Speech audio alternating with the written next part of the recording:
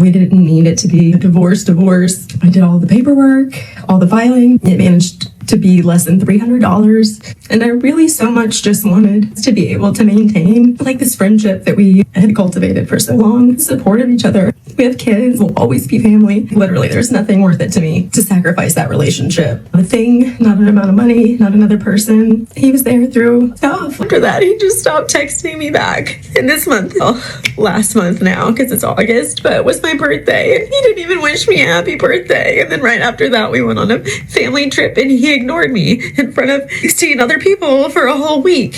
Now, I just have this giant gaping wound of why am I not allowed to be like a person with needs and feelings and like just exist. Welcome back, family. Today, we're looking at another story involving a modern woman who chose to walk away from her marriage because she wanted freedom from her husband. But after ending the relationship and breaking apart her family, things didn't unfold the way she expected. Once her ex-husband moved forward with his life and stopped looking back, she suddenly found herself emotional and questioning the decision she had made. Divorced for 2 years and we were together for a total of 13. We got married on our 7-year dating anniversary and then we were married for almost 6 years. And we really split because we weren't much of husband and wife. There wasn't much intimacy in our relationship. And I'm not just talking about physical, I'm talking about kind that's built through daily conversation, experiences, conflict, repair. And when we divorced, I very much wanted our divorce to be our own, just like our marriage was our own. We didn't need it to be a divorce. I did all the paperwork, all the filing. It managed to be less than $300. And I really so much just wanted to be able to maintain like this friendship that we had cultivated for so long, support of each other. We have kids, we'll always be family. Literally, there's nothing worth it to me to sacrifice that relationship. A thing, not an amount of money, not another person. He was there through stuff, like he knows. And so there's been like a couple times that I've brought up things to him recently of the stuff going on. And today, I mentioned that I have a situation that's kind of crazy. And even though I didn't do anything wrong, I'm worried I'm going to be punished for it. And I just received a very long response about how he can no longer continue communicating with me about personal stuff for his own well-being. I'm like, well, I absolutely think that's valid and want what's best for him. It's just another person that I've loved and still love. Kind of shut me out. Like, I'll always be there for him no matter what. And I want to be. We didn't divorce for any other reason than we just weren't husband and wife. We were like best friends. And I did everything for us and our family. And it was exhausting. I was lonely inside my relationship. And that's much lonelier than being lonely alone. I just couldn't do it forever. It's not the kind of relationship I wanted to model for my daughter. It's not what I would want for her or my son. I just wonder what's wrong with me. I can respect it. It's kind of like breaking up again. Like I was never inappropriate, but I get it. It's a lot. My shit is a lot, but I do miss my friend. Honestly, what did she think was going to happen? The moment her ex-husband decided to move on and distance himself from the situation, she returned to social media portraying herself as the victim. However, when viewers began challenging her version of events and pointing out inconsistencies in her story, her attitude quickly changed. Instead of accepting criticism, she became highly defensive and pushed back against anyone questioning her actions.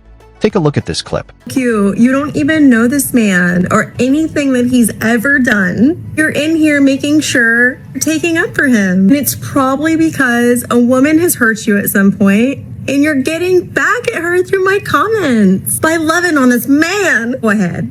I'm not gonna stop you, but I do hope that you get the help that you need to heal. I see you.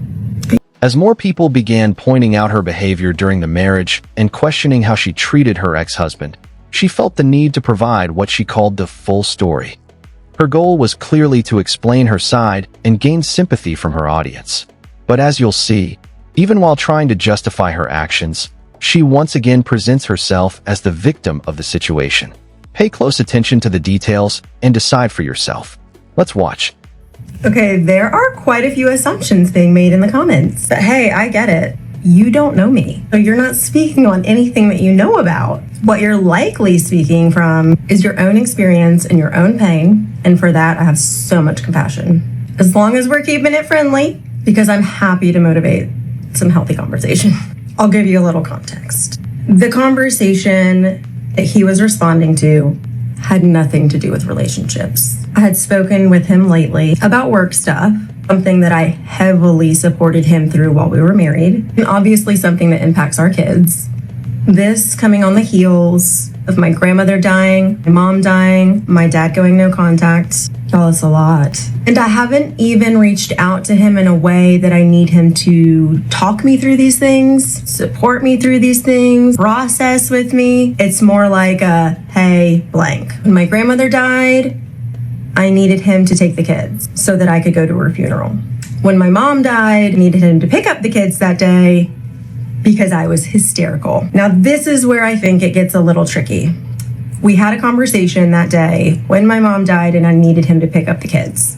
Of course, he shared his apologies then. When I went to my mom's funeral and left town, the only thing that he said to me was safe travels. We were together for 13 years.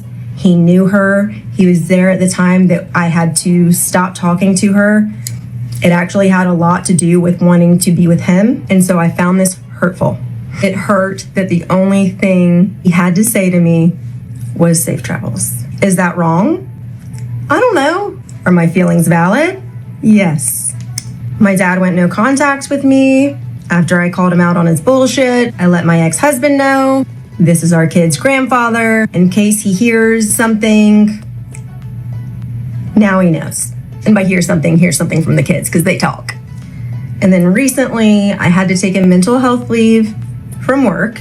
This actually impacted him in a really positive way. I was able to do a lot of the stuff for the kids, and I'm always happy to.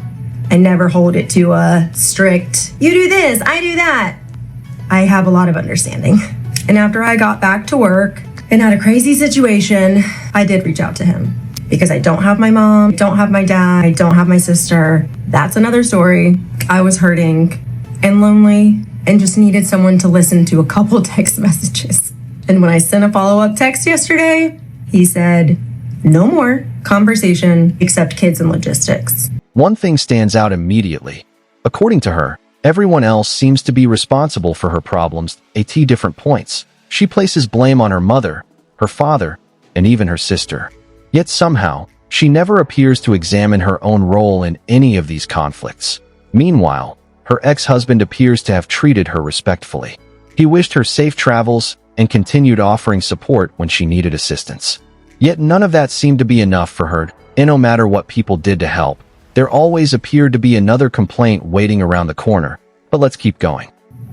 I'm not saying he's wrong. He should absolutely do what's best for him. Is it okay if my heart hurts? Yeah. Yeah. My ex-husband is a wonderful person. He was not a great husband, not even a great boyfriend, but I was young. I did not love myself very much, and I didn't think I deserved very much. And there came a day that I started liking myself, and I felt like I deserved more. At the bare minimum, a partner that speaks back to me. More so, someone involved in my life. I don't think that it was just the right thing for me. I think it was the right thing for him too. I initiated, he didn't fight it. We divorced amicably. We went to therapy to consciously uncouple. Basically got fired by our therapist because there was no ambivalence and we had a really healthy mindset on how we wanted to move forward. Some of this mindset included remaining friends. Did we define exactly what that looked like? No. Are we defining it along the way? Yes. I will always have so much love in my heart for him. He's the father of my kids. But I also want to model the type of relationship and love to my kids that I want for them. Don't tell me I did not try. I tried for years. No one is the villain of this story. I'm sorry to anyone who's had to go through similarly complicated, painful situation. I feel for you. I send you so much love. We gonna get through it. Sometimes the hard days are hard. And sometimes I record it. And sometimes you comment. And that's okay. Don't be weird. Keep it nice. Let's have healthy conversations. Here's a question worth asking. If your husband was truly as terrible as you claim, why are you working so hard to maintain a friendship with him after the divorce? Perhaps he no longer wants that friendship because he's finally recognized a pattern in the relationship and decided it's healthier to move on. Instead of appreciating the support he provided over the years, she chooses to criticize him publicly and share her grievances online that, if anything, her ex-husband may be making the right decision by creating clear boundaries and separating himself from the situation. What's even more surprising is that this pattern doesn't seem limited to her marriage. Whether it's family relationships or workplace situations, she consistently portrays herself as the person being wronged. Just listen to this next clip and notice how quickly she positions herself as the victim once again. Stay back to work after a 2-month leave, which was for my mental health. And it was initiated because the senior vice president of my company thought I wasn't doing well. And he actually thought I was on drugs because he thought I was manic. And it was actually that I was really excited about an idea. So I explained it. And that was interpreted as me being manic and on drugs. But really, I was like at a place in my life where I was just searching for joy, having an idea that made me happy and excited, just like how it read. It's my first day back. The last 2 months I've been working in therapy through feeling like I don't matter because the people in my life who love me have made me feel that way. And it was after my mom died, after 12 years of not talking, and she didn't even reach out, say anything, leave a note, and she left a big fuck you in her will, which she always promised to do and she delivered on. And then after my mom died, my dad was just not being very present and supportive, which he's never really been, and he's kind of just a fucking asshole. And so I finally just mentioned to him that I needed more, and I just wanted a dad, and I needed someone who was gonna like talk back to me and return my text. And I'm not looking for princess treatment or money. I just am looking for a dad. And after that, he just stopped texting me back. And this month, last month now, because it's August, but it was my birthday, and he didn't even wish me a happy birthday. And then right after that, we went on a family trip and he ignored me in front of 16 other people for a whole week. Now, I just have this giant gaping wound of why am I not allowed to be like a person with needs and feelings and like just exist. Like, it mattered. I get back to work today and I have this director that I've working under before I left, and it's like really hard to be under her because she's not very like positive. She's just more like a micromanager instead of like a leader. She doesn't like give me good ideas or like build me up or make me a better employee. It's kind of just like, hey, if you're gonna get to the doctor, make sure you log your PTO. And so today I get back and I have to reach out to her to be like, are we gonna connect? I've been gone. I mean, I feel like there should be some sort of acknowledgement that I've been gone and I'm back. Let's get a line. And so we get on this call and she mentioned a deal, because I'm in sales, a deal that closed last month and one that's due to close this month. And the one that closed last month was not in my territory. The one this month is in my territory. But the way that these came about was because I did some creative prospecting and I found the person who ended up being the one where all of this started. Got us in contact with the decision makers at the site level, blah, blah, blah. And oftentimes when you find these opportunities, you get acknowledged, you get kudos and even sometimes compensation. But like all my director does is like downplay everything I do, dismiss it or ignore it. And then I mentioned another deal I have that I'm building that's like a really good one and telling me to bring in someone else on that. Like, no positive feedback. And I'm just in a place where I can do like the fake corporate okay thing. I just can't. Like, I want to be seen and I want to be like built up and I want positivity and I want leadership and I want guidance and I want support. And so I made that known. And I feel like my job might be in jeopardy now. And it makes me really nervous as a single mom with 2 kids, but also is impossible while I'm working through this gigantic trauma wound of being made to feel like I don't matter. That'd be my daily work life.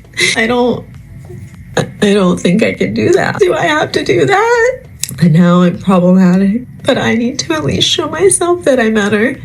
It's kind of crazy because every time I'm faced with this and that wound is activated, I get this crazy feeling in my chest, my heart is breaking. I just want so badly feel like it's okay that I exist, that I have feelings and needs and that they matter. I know I can't really start with corporate America. I also couldn't start with my parents either. I just really wish I knew what to do. I know every time something like this has happened, I've figured it out, but right now is the scary part. According to her perspective, everyone else is responsible for what's gone wrong. Her family, the people around her, and seemingly every circumstance she encounters. while she never appears to take responsibility for her own choices at some point. The pattern becomes impossible to ignore that we genuinely wish the best for her ex-husband moving forward. Hopefully, he finds the peace and stability he deserves. And for all the men watching, always protect your peace and be mindful of who you allow into your life. Pay attention to actions, not just words. Most importantly, keep your head up, stay focused on your goals, and continue building the future you want. The rest will fall into place as always. I appreciate each and every one of you for your support. If you enjoyed the video, don't forget to like, subscribe, comment, and share so this message can reach more people who may benefit from it. Until next time, take care. Peace.